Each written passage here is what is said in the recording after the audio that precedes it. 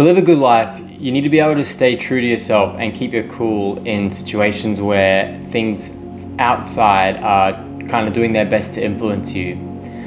Because if you let things that happen to you influence how you behave, you sort of become someone that you're not. You become like an angry person when someone makes you angry, or you become like a depressed person when a few bad things happen to you. And that is just how you kind of live a life where, depending on how your day went, is how someone receives your presence. The problem isn't that you get affected by something, because that happens to us all, right? Like something bad happens, you can't not get upset by it. The problem is when you let that kind of color the rest of your day or the rest of your week. It's when you let someone who pisses you off turn you into an angry person for like the rest of the day or the rest of the week. Because then you go home to your partner or your parents and you behave a certain way, even though that's not who you are. Or let's say someone pisses you off and you do something bad to get revenge, and then you start to feel, oh shit, I really shouldn't have done that. That's not who I am. And that's why you really cannot let things that happen to you color how you are going forward. I wrote this story about a cat and a mouse that really sort of puts this problem into context. And it's a story about a cat who lived out in a beautiful suburb, and its life was perfect. It had all the food it needed, it had a good family, it had like a safe house, it had the perfect cat life, right? But there was a mouse. And the mouse was cheeky, and it would come and it would bite the cat and it would scratch him and it would take his food, and he was really like doing whatever he could to get under the cat's skin. And the cat tried really hard not to get annoyed, but he couldn't help it, especially because the mouse would always do this little giggle after he would do some mischievous shit, and he would piss the cat off, right? So one day the cat said, you know what, stuff this, I'm going to take this and end it for like once and for all. So he goes, gets a trap for the mouse, puts cheese in it and loads it, ready to go. One day the mouse comes, nibbles on the cheese, and all of a sudden the trap catches him in it, right? Now the cat thought this would be a satisfying thing for him to catch the mouse.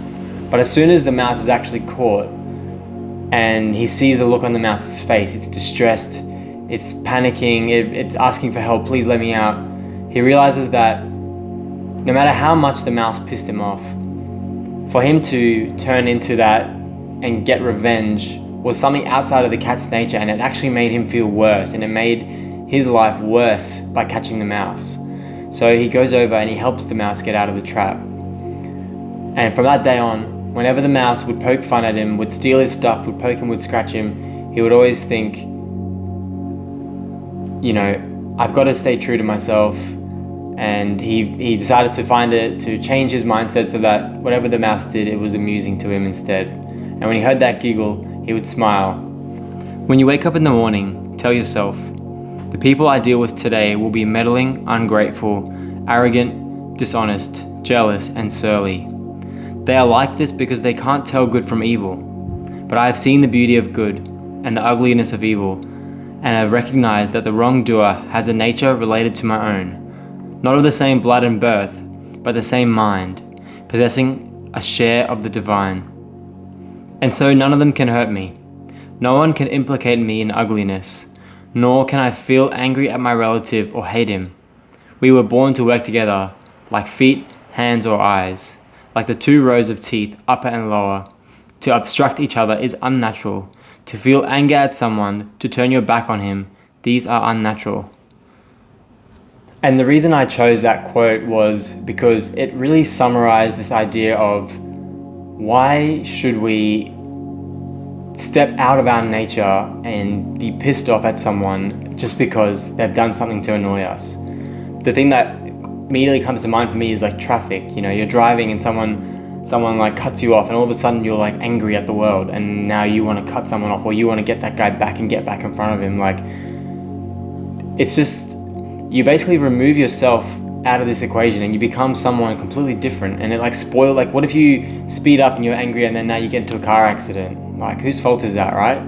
So it's just, you want to be able to stay true to yourself and keep your cool in these situations, and just let these things, like pass over you, like, or go through you rather than like affect you and like stick onto you like a virus that like leeches you for the rest of the day. How do you do that? So when someone's tailgating you, for example, and makes you feel pressured to go faster, you got to stick to your guns. You got to stick to what speed you're going at. And in the same vein, if someone's being annoying to you, being unkind, mean, that's not a ticket for you to treat them the same way back. You got to stick to your values, because otherwise you become someone who you stoop to their level, right? You become someone like them, and then all of a sudden you become foreign. You're not yourself anymore. And that's when this self-loathing sort of comes into things. That's when regret comes into things, because you've done something, you've basically become someone that you're not a fan of, because that person has pissed you off, which means that you don't like that. So if you reciprocate that, then you don't like yourself in that situation. People will be taken aback if you can remain true to yourself in tough situations where you're mistreated or when things go wrong. This is what a leader is. You become someone people look to. You're like unshakable, you're unfazable. So when things are going rough or they're getting tough, they go to you, because they know that you're going to be cool, calm, and collected. And you're going to feel more self-confidence in this way too, for the opposite reason we just spoke about, because you're going to like who you are no matter what situation that you find yourself in. Becoming unshakable and being able to remain true to yourself is like a crucial part on having a peaceful life. Things can't shake you off course, right? So you got to just practice it in small moments in everyday life, and don't beat yourself up when things go wrong and you get upset. Like we said at the start of this, you want to be able to snap back out of it.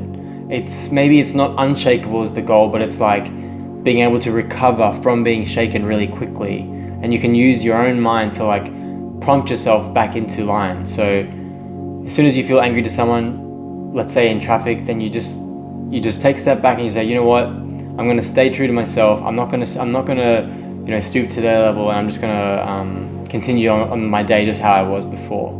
And if you do that in small moments throughout your life, then you'll notice that in the big moments you start to take that same skill or strength like a muscle.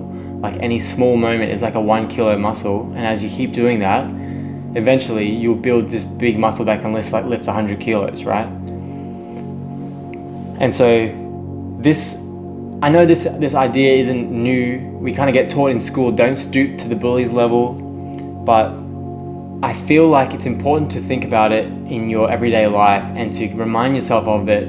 And the story of the cat and the mouse hopefully helps you to like understand what it does when you stoop to someone's level. And so I hope you found that valuable. I hope you liked the story. And if you did, leave a like. That really helps. That helps me understand if it's good or not. And leave a comment. I really enjoy getting those. Those are awesome. So if you enjoy it, let me know if you enjoyed it. And if you have any thoughts or things to add, then I want to hear that as well. So thanks. Subscribe if you want more. They'll be every week. So yeah, thank you very much.